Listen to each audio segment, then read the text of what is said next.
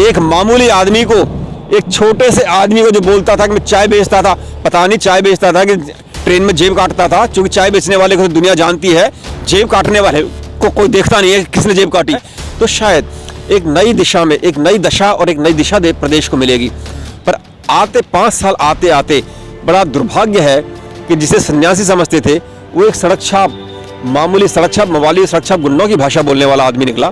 ऐसे ही सत्ता की गर्मी इनके दिमाग में बोल रही है, कल को इनकी सत्ता चली जाएगी तो गर्मी भी ठंडी हो जाएगी और उसके बाद ये आम आदमी बन के जाएंगे तो दुत्कारे जाएंगे जनता के बीच में। इन्होंने कोई काम तो किया नहीं है, बिल्कुल ये नफरत फैलाने की साजिश है। ये चाहते हैं कि दंगे हो जाएं, दंगे भड़क जाएं, कैसे भी किसी न किसी रूप में ये मैसेज चला जाए कि ये हिंदू मुसलमानों का किसी न किसी रूप में हिंदू मुसलमान दंगे के रूप में ले ले।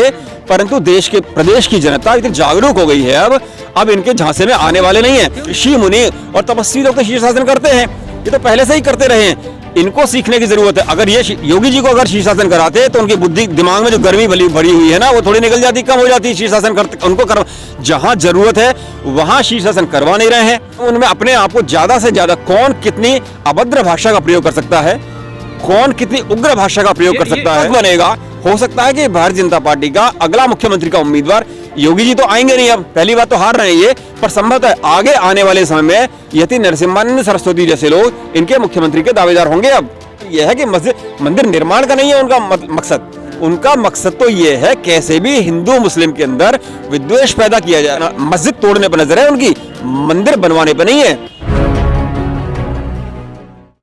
प्रदेश की जनता ने एक राजनीतिक शुचिता वाली पार्टी को, जो कि कहते थे पार्टी विद द डिफरेंस, बाकी पार्टियों से अलग हटके एक नई नैतिकता के नए मापदंड स्थापित करने वाली समझ के पार्टी को वोट दिया था।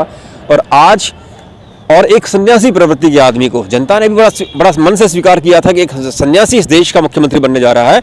तो शायद एक नई दिशा में एक नई दशा और एक नई दिशा दे प्रदेश को मिलेगी। पर आते 5 साल आते आते बड़ा दुर्भाग्य है कि जिसे सन्यासी समझते थे वो एक सड़क छाप, मामूली सड़क छाप, मवाली सड़क छाप, गुंडों की भाषा बोलने वाला आदमी निकला।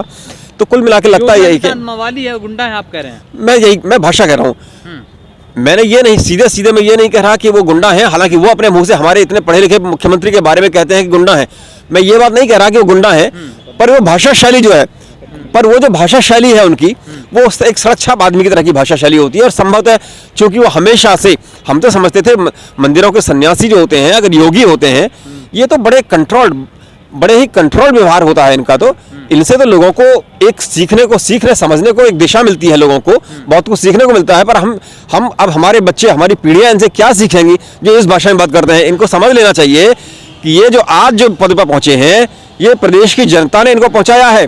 आज वो गर्मी, वो सत्ता की गर्मी आज जो इनके दिमाग में चढ़ी हुई है, तो लगता ऐसा है कि बौखला गए हैं। इतनी ज्यादा गर्मी इनके दिमाग में असर कर गई है, तो शायद अभी अपने पूरी तरह से अपने कंट्रोल में नहीं है। अब इनकी भाषा, इनका मस्तिष्क अपनी कंट्रोल में नहीं है, इनका दिमाग अपने ठिकाने नहीं है। तो इस तरह की ऊल जलूल अनर्गल प्रलाप कर रहे हैं। अब सीधे धमकियां दे रहे हैं, आम जनता को धमकियां दे रहे हैं कि गर्मी निकाल दूंगा।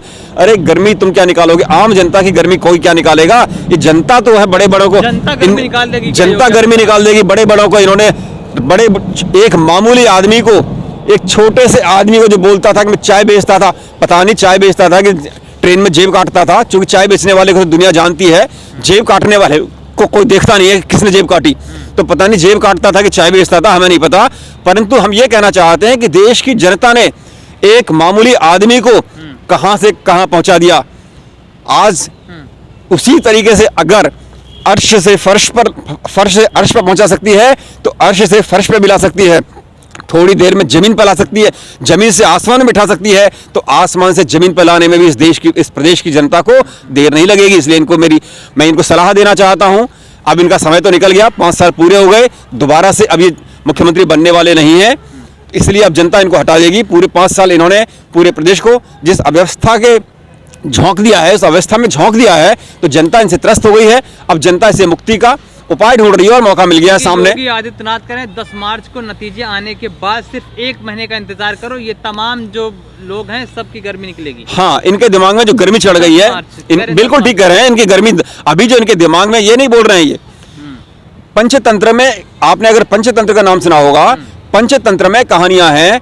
एक ऋषि के आश्रम में चूहों का एक पोटली जो है खाने की पोटली ऊपर बांध दिया करते थे, तो वो चूहे आते थे और चूहा वहां से जंप करके उछल के उस पोटली को गिरा दिया करता था। ऋषि ने कहा कि इसको देखो, ये चूहा इसके कहाँ जाता है, ये उसका बिल जब खोदा गया चूहे का तो उसके अंदर सोना निकला, धन निकला। ये पंचतंत्र की कहानियां हैं। तो धन की गर्मी से वो चूहे में इतनी ताकत थी, जैसे धन खोद लिया, उसका सोना खोद लिया, चूहा उस पोटली तक जंप नहीं कर पाया, उसको गिरा नहीं पाया। ऐसे ही सत्ता की गर्मी इनके दिमाग में बोल रही है, कल को इनकी सत्ता चली जाएगी तो गर्मी भी ठंडी हो जाएगी और उसके बाद ये आम आदमी बन के जाएंगे तो दुत्कारे जाएंगे जनता के बीच में। इन्होंने कोई काम तो किया नहीं है, अब जनता इनको दुत्कारेगी। जिस भाषा में ये बात करते रहे उसके बाद जनता इनको कमेंट किया करेगी, आइए जी गर्मी निकालिए, अब निकल गई गर्मी आपकी, अब निकालो गर्मी। उस समय देखेंगे, इनका मुंह देखने लायक होगा। बिल्कुल ऐसी कितनी 10 मार्च आई हैं, बड़े बड़े राजा, बड़े बड़े सम्राट चले गए, ऐसे ही 10 मार्च ये भी चले जाएंगे, ये भी नहीं रहेंगे हमेशा के लिए, ये भी नहीं है। जनता रहेगी, जनता के आने वाली पीढ़ियां रहेंगी और इस तरह के निकम्मे नाकामयाब हुक्मरान जो है जनता इनको उखाड़ के फेंक देगी। मुलायम सिंह की बहू अपर्णा यादव बीजेपी में चली गई हैं और वो कह रही हैं, अभी कल ही उन्होंने कहा कि समाजवादी पार्टी में जो गुंडे मवाली हैं वो योगी के राज में क्षमा मांग रहे हैं। शायद अभी तो उनको मेरे ख्याल से हफ्ते 10 दिन ही हुए हैं पार्टी छोड़े हुए, तो वो शायद कहना चाह रही हैं कि वो उनके संगी साथी जो थे, उनके संगी साथी उनमें वो भी शामिल हैं। शायद वो अपने बारे में कुछ कर रही होंगी, तो वो लोग पहुंच गए हैं अब भारतीय जनता पार्टी की उस मंडली में शामिल हो गए। भीख मांग रहे हैं लोग। हाँ, तो इसीलिए हो सकता है कि उन्होंने कोई ऐसे काम किए हों, इसीलिए उनको बाकी लोग, तो अगर उनके हिसाब से बाकी लोग जान की भीख मांग रहे हैं, मुझे लगता नहीं।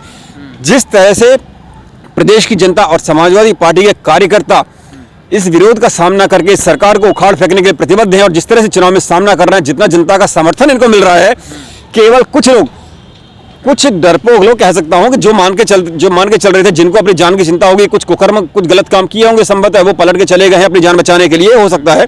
हालांकि मैं ऐसा नहीं समझता। गलत जगह गए क्या?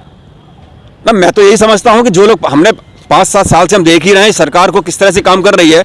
देश के अंदर केवल विद्वेष की भावनाएं, हिंदू मुसलमान से लड़ाना, हिंदुओं को सारी जातियों में आपस में लड़ाना, जाट को ठाकुरों से लड़ाना, ठाकुरों को पंडितों से लड़ाना, पंडितों को यादवों से लड़ाना। क्या लगता है कल असदुद्दीन ओवैसी पे जो जानलेवा हमला हुआ, 4-5 राउंड गोलियां दागी गई, क्या ये भी नफरत फैलाने की साजिश है क्या? बिल्कुल, ये नफरत फैलाने की साजिश है। ये चाहते हैं कि दंगे हो जाएं, दंगे भड़क जाएं, कैसे भी किसी न किसी रूप में ये मैसेज चला जाए कि ये हिंदू मुसलमानों का किसी न किसी रूप में, हिंदू मुसलमान दंगे के रूप में ले ले।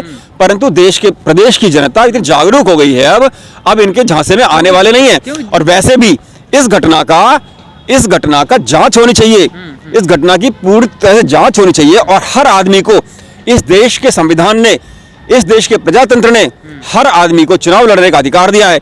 उसी तरीके से उसी प्रजातंत्र की एक कड़ी मोहम्मद ओवैसी भी हैं और उनको भी अधिकार है अपना चुनाव लड़ने का। इस तरह की कायराना हरकत जिसने भी की है उसे दंड मिलना चाहिए, पूरी जांच होनी चाहिए। और ऐसे आदमी को, जो केवल इसमें खतरा ओवैसी जी की जान को नहीं है, केवल खतरा उन कार्यकर्ताओं को नहीं है, ये पूरा सामाजिक सद्भाव बिगाड़ने की दिशा में एक षड्यंत्र भी मालूम पड़ता है। तो इसमें अगर ये षड्यंत्र में कामयाब हो जाते हैं तो हजारों लोगों की जान को खतरा है। परंतु प्रदेश की जनता इनके 5 साल के कुकर्मों से आजिज आके इतनी संभल चुकी है, अब इस तरह की घटनाओं से उनके ऊपर ज्यादा फर्क नहीं पड़ता। बड़े शांति और सद्भाव से इस समय इस घटना को स्वीकार कर रहे हैं लोग और कह रहे हैं कि जांच होनी चाहिए, दोषी हैं उनको सजा मिलनी चाहिए। और ये इनके गुंडा राज का एक ये भी परिचायक है।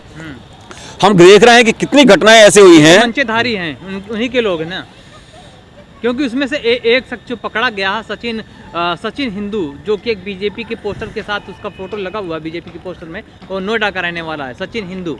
हाँ, अपराधी होता है, किसी भी जाति धर्म भाषा में मैं उसको डालना नहीं चाहता। केवल कुछ लोग, मैं तो ये, अगर ये कौन लोग थे, किस मकसद से वहां आए थे, किसने इनको भेजा था, ये सारी बातों की जांच होनी चाहिए। हालांकि इस सरकार में चूंकि इनकी नीयत ही वैसी नहीं है जांच करने की, इस सरकार में ज्यादा उम्मीद नहीं है, किसी तरह की न्याय की उम्मीद नहीं है। इसलिए जनता चाहती है कि इन लोगों से छुटकारा मिले। एक से एक घटनाएं पहले हुई हैं, पहले भी अपराध होते थे महिलाओं के प्रति, और लोगों के प्रति, पर हमने ऐसा उस घटना का ये अंजाम कभी नहीं देखा था कि रात के अंधेरे में उस घटना के सबूत नष्ट कर दिए जाएं और विक्टिम को ही, जिसके साथ अपराध हुआ है, उसी को जला दिया जाए और सारे सबूत नष्ट कर दिए जाएं। हाथरस में ऐसी घटना हुई, यही घटना बुलंदशहर में उसकी पुनरावृत्ति हुई। लोग जो है, पहले भी घटनाएं होती रही हैं, लेकिन पहले ऐसा कभी नहीं हुआ। सरकारी तंत्र उन अपराधियों के साथ में नजर कभी नहीं आया। किसी ने रात के अंधेरे में सबूत नष्ट करने की कोशिश किसी ने नहीं की। विक्टिम को किसी ने रात के अंधेरे में जलाने की कोशिश किसी ने नहीं की। तो ये पहले का फर्क है, ये फर्क दिखता है अभी। क्या जनता देख रही है, सब समझ रही है? क्या जनता खूब समझ, देखिए, बदला शब्द इस्तेमाल नहीं करेंगे, पर जो है निश्चित रूप से जनता जो है अब इनसे आजिज आ चुकी है, तंग आ चुकी है, त्रस्त हो चुकी है। इसलिए अब इस सरकार को नमस्ते करना चाहती है, बोलती है कि बस जी, अब आप जो है जहां से आए थे उसी काम में आप अच्छे लगते हो, तो ठीक वहीं भेजने का मन बना चुकी है जनता। राजनाथ सिंह को बड़ा सुलझा हुआ नेता कहा जाता, भी वो कह रहे हैं कि समाजवादियों को शीर्षासन करा देंगे चुनाव के बाद। नहीं, शीर्षासन एक दरअसल क्या है, शीर्षासन एक बड़ी अच्छी चीज है। शीर्षासन को मैं यही तो बात कहता हूं, ये लोग धर्म और योगी अपने आप को कहते हैं कि हम धर्म के साथ हैं। अरे शीर्षासन तो करना चाहिए। हम लोग सुबह सुबह कभी कभी करते हैं, योग करने वाले लोग, ऋषि मुनि और तपस्वी लोग तो शीर्षासन करते हैं, ये तो पहले से ही करते रहे हैं। इनको सीखने की जरूरत है। अगर ये योगी जी को अगर शीर्षासन कराते तो उनकी बुद्धि, दिमाग में जो गर्मी भरी हुई है ना, वो थोड़ी निकल जाती, कम हो जाती। शीर्षासन करते उनको जहां जरूरत है वहां शीर्षासन करवा नहीं रहे हैं। और सुलझे हुए की जो बात की है, इस समय भारतीय जनता पार्टी जो सरकारी पार्टी जो है, जो इस समय सरकार में है, वो उद्योगपतियों के, पूंजीपतियों के इशारों पे काम कर रहे हैं।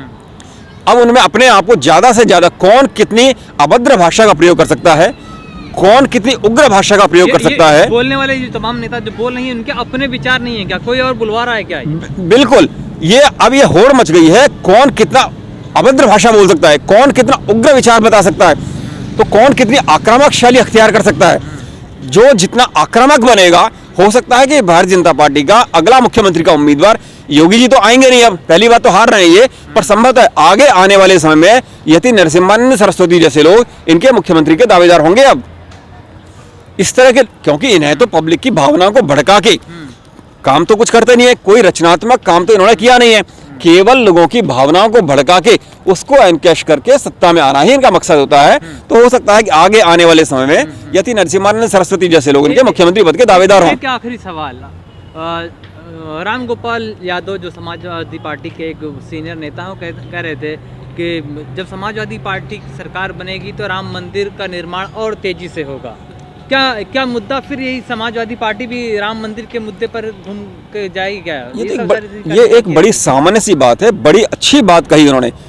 एक शुद्ध सुलझा हुआ आदमी इसी तरह की भाषा में बात कर सकता है। आप समझिए, एक प्रोजेक्ट, इसको एक सामान्य प्रोजेक्ट समझिए। अब आप इस मंदिर को एक सामान्य प्रोजेक्ट समझिए जो कि सुप्रीम कोर्ट के निर्देशन में बन रहा है, उनके मार्गदर्शन में इस पर काम चल रहा है। कहने का मतलब यह है कि जो उसमें काम कर रहे हैं, जो कंस्ट्रक्शन एक्टिविटी चल रही हैं, अब उसमें किसी तरह का भ्रष्टाचार नहीं होगा, किसी तरह के रोड़े उसमें नहीं अटकाए जाएंगे, किसी तरह की लूट खसोट जो कि इस समय चल रही है वो लूट खसोट नहीं होगी।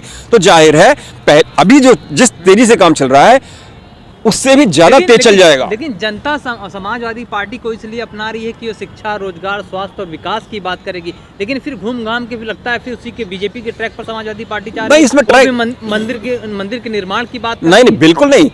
शिक्षा, रोजगार की बातें बराबर चलेंगी। एक प्रोजेक्ट ऑलरेडी जो प्रोजेक्ट हाथ में है इस समय चल रहा है, जहां पर निर्माण की किसी काम को रोकना थोड़ी है। सर, हमें कोई किसी भगवान का भी मंदिर बनवाना चाहिए मथुरा में। फिर तो कृष्ण भगवान का मंदिर, लगता है कि जो लोग ये कहते हैं कि वहां कृष्ण भगवान का मंदिर बनवाना चाहिए, शायद वो कभी मथुरा या वृंदावन गए नहीं है। मैं वहां गया हूं, एक भव्य मंदिर वहां पहले से ही बना हुआ है कृष्ण जन्माष्टमी में, और हर जन्माष्टमी पर, हर साल जन्माष्टमी पर ऑल इंडिया रेडियो से भी कमेंट्री आती है और टीवी पर लाइव टेलीकास्ट होता है उस दिन की जन्माष्टमी के समय पर उस उत्सव को। तो सारे देश को मालूम है कि वहाँ एक भव्य मंदिर पहले से ही बना हुआ है। क्योंकि बीजेपी के एक बड़े नेता गिरिराज सिंह ने कहा कि समाजवादी पार्टी के नेता अखिलेश यादव को ये ऐलान कर देना चाहिए यूपी के चुनाव में कि वो मथुरा में कृष्ण भगवान का मंदिर का निर्माण भी करेंगे। अरे मंदिर वहाँ पहले से ही बना हुआ है, वहाँ तो उसमें और क्या निर्माण होना है, ये तो बहुत पहले बन चुका। इन्हें तो केवल एक सामाजिक विद्वेष पैदा करना है। लोग मस्जिद तोड़ करके निर्माण करना होगा। नहीं, मस्जिद तोड़नी क्यों है भाई? तो ये बोलो ना, उनका कहने का मतलब ये है कि मंदिर निर्माण का नहीं है उनका मकसद, उनका मकसद तो ये है कैसे भी हिंदू मुस्लिम के अंदर विद्वेष पैदा किया जाए, बस उनका मकसद तो ये है। मंदिर तोड़ने पर नजर है उनकी, मस्जिद तोड़ने पर नजर है उनकी, मंदिर बनवाने पर नहीं है। जबकि हमारा मकसद ये है, अखिलेश जी जैसे नेता का मकसद ये है, या कोई भी ऐसा नेता जो समाज के सभी वर्गों को साथ लेके चलना चाहता है, क्योंकि आखिर इस देश का हर नागरिक को बराबर अधिकार हैं। चाहे जाति, हमारा संविधान जाति धर्म भाषा में भेद नहीं करता, सारे नागरिक यहाँ पर बराबर हैं, एक समान नजर से देखता है, सबको बराबर अधिकार है। तो फिर हम क्यों विद्वेष पैदा करने की कोशिश करेंगे? ठीक।